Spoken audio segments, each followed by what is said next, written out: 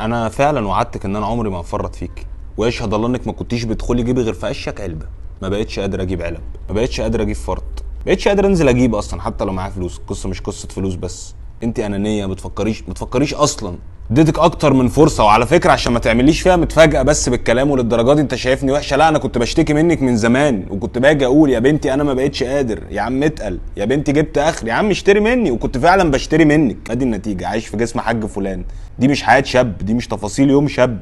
لا بقيت قادر اروح ولا بقيت قادر اجي، ولا انا بقيت بنهج وانا نازل ترفل. كل ده ليه؟ عشان خاطر ايه؟ اديتك اكتر من فرصه، كنت بتقوليها هتغير، اصل انا هبقى ازرق بدل احمر، اصل هبقى ابيض بدل ازرق، اصل هتنكر في فاسي هبقى ايكوس، واستحملت الفسا واستحملت استحملت حاجات ما حدش يستحملها، وادي النتيجه مفيش فايده. قلت لك اهم حاجه في حياتي المساحات الشخصيه، قلت لي حاضر، متدخله في كل تفصيله في حياتي. بعد اكله دسمه، اغنيه رايقه، اول ما اصحى من النوم، قبل ما انام، على قعده وصلت لقعده الحمام، هي دي المساحه اللي وعدتيني بيها.